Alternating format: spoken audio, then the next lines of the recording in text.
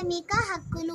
భారత రాజ్యాంగం అమలులోకి వచ్చినప్పుడు 7 ప్రాథమిక హక్కులు ఉన్నాయి.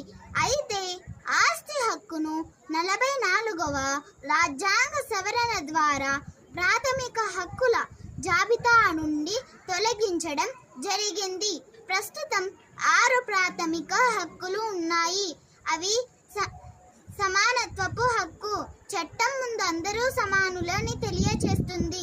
జాతి, కులం, మతం, లింగం, పుట్టిన ప్రదేశం ఆధారంగా వివక్షను చూపరాదు అని తెలియచేస్తుంది.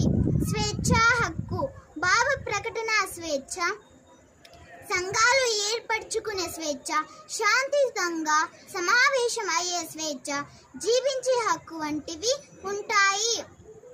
దోపిడీకి వ్యతిరేక హక్కు, మానవ అక్రమ రవాణా, వెట్టి చాకిరీ వంటివి నిషేధించే హక్కు. మత స్వేచ్ఛా హక్కు, మత స్వేచ్ఛను కలిగి ఉండడం, పౌరులు ఏ మతాన్నైనా అనుసరించవచ్చు, కానీ ప్రభుత్వ విద్యా సంస్థలలో మత పాఠాలు బోధించరాదు అని తెలియచేస్తుంది. సాంస్కృతిక మరియు విద్యా హక్కులు, మైనార్టీలు తమ భాష, లిపి, సంస్కృతిని కాపాడుకునే హక్కు. మైనార్టీలు తమ సొంత విద్యా సంస్థలను ఏర్పాటు చేసుకునే హక్కు.